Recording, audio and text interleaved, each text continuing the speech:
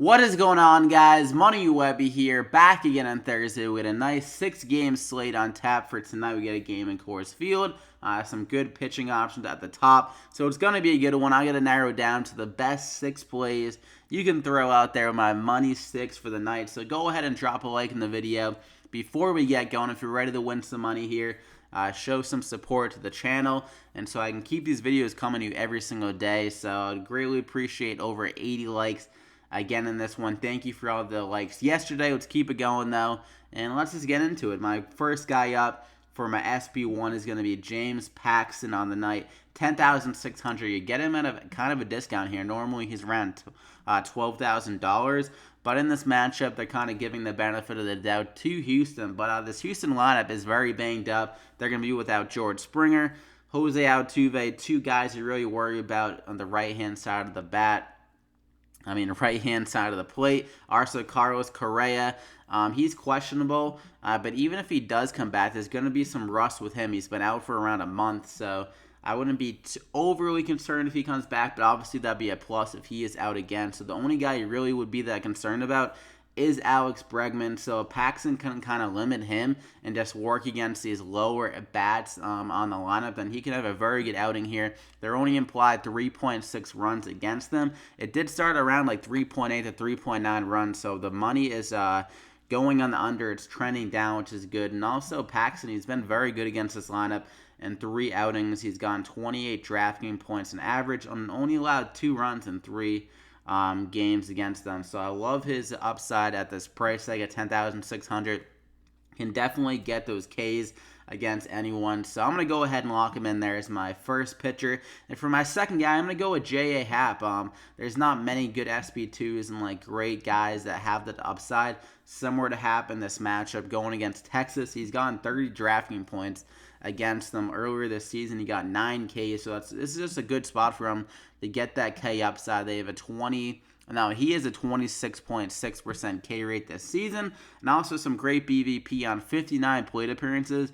They have a 123 batting average, and he has a 30% K rate against them, so really good stuff working in this matchup, and he is a big favorite. He can definitely get the win here, so I like him to go for over 20 DraftKings points, honestly, and he can definitely reach like 25 to 30 in this matchup against Texas. So I'm going to go ahead and lock him in there as my SB2. And he's still got 37.62 remaining on the slate.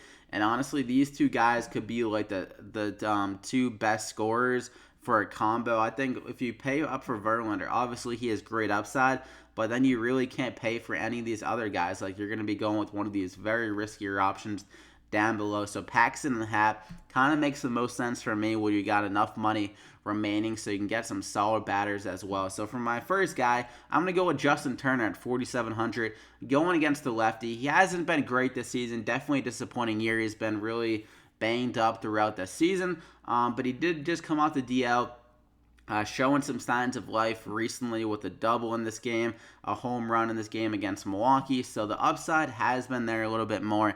And he's going to Coors Field, a huge park upgrade going from LA to Coors. And he has a very good BVP against his Tyler Anderson guy, a lefty. He's 11 for 21, 3 doubles, and 1 home run. So some solid stuff against them. Like I said, big park upgrade, so that power is going to be there more. The ball is going to carry a lot better. They're implied 5.5 runs, so Turner, good RBI opportunities. And like I said, it's been a down year, but he actually has some good splits against the lefties still. A 408 WOBA and a 45% hard hit rate, but the ISO isn't over 200. It's around like 1. Actually, I didn't write it down, but it wasn't that great. It was around like 105 or something like that, maybe even higher, but it wasn't good. But in this matchup, like you figured out that he'd be able to get some more power numbers in Coors Field. If he's still hitting the ball hard, that's a good sign.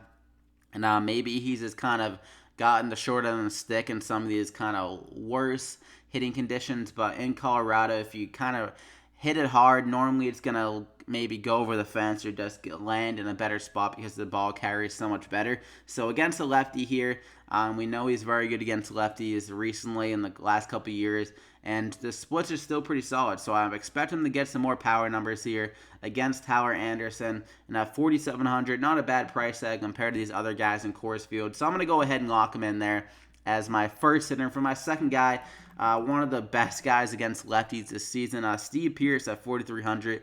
Smaller sample, only 23 games on the Red Sox and stuff like that. I don't think he played all the time on the Blue Jays, but he has a 294 ISO and a 451 WOBA versus lefties. So insane splits. And he's going against a lefty who has been pretty solid this year, but he's not really supposed to be doing what he's doing. Like, I think he's due for aggression in this game, and I think the Red Sox can definitely get to him here. They're implied 5.3 runs. Pearce should be around like that 3 spot in the lineup, so a really good opportunity here for him to get 5 at-bats, get some RBI upside, and we definitely know he has the upside. He dropped 50 against the Yankees, just the other game that he played. So 4,300, honestly kind of underpriced with how good he's been against lefties, and this is a park upgrade going to his team from over this season, the Blue Jays, still wearing the hat and the pitcher. So I'm going to go ahead and lock him in there as my second batter. For my third guy, actually, I wanted to put Pearce in the outfield here, so let's see if we can do that real quick.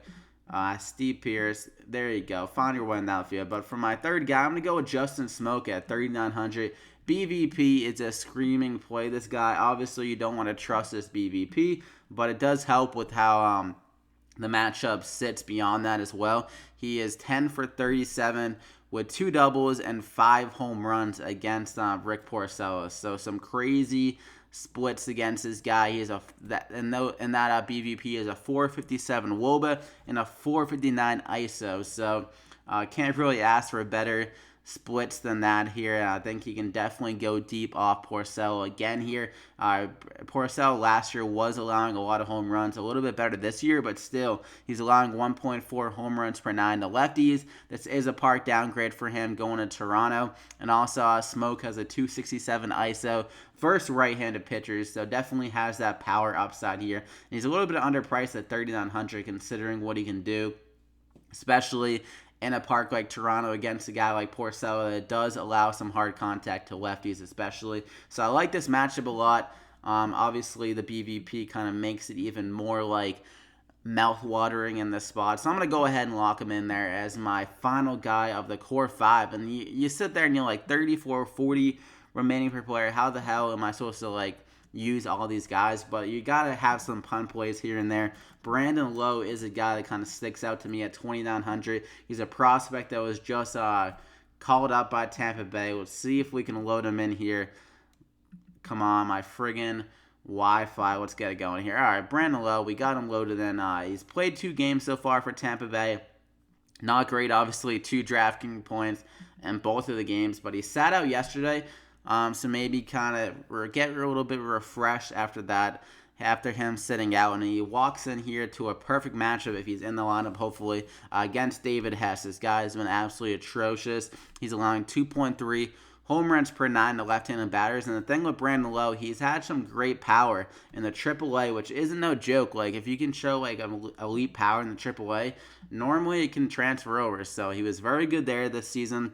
Also showed some good power in the AA, and he's 24 years old, so he's not one of those like young guys that are like 21 walking into the major leagues and kind of like don't have that experience under their belt yet. He has been in the minors for a few years, and he should be ready to go at an MLB level, I think, honestly. So I think he can show off some good value here against a bad pitcher like Hess, and just show off that power that he has shown in the minors. So at 2,900, it's a great value play with some good upside against a really bad pitcher. So if he's in the lineup, I'm definitely going to be locking him in there. But we're going to put him in the plays. I will update on Twitter at MoneyWebby if he's not in the lineup and stuff like that. That game is at 7:10, so you will be able to pivot off him if you do have him in your lineups.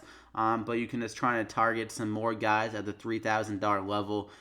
Maybe to replace him. And then obviously you got to punt at catcher probably if you're going to be loading in all these guys into your lineups. But just some food for thought there. All these guys, crazy upside. Paxton could go for like 30. HAPP could go for 30. SMOAK could go for 20. Turner could go for 20. Pearce could go for 20. LOWE could honestly go for like 15. So great upside. But that is it. Good luck tonight, guys, on the 6-game slate. Be sure to slap a like before you head out. 80+ likes. Greatly appreciated. And also hit that subscribe button if you haven't already. What are you doing? Get these videos every single day and hit that bell icon next to the subscribe button to get alerted when I upload. So good luck. I hope you take home some money, and we'll see you back here again next time.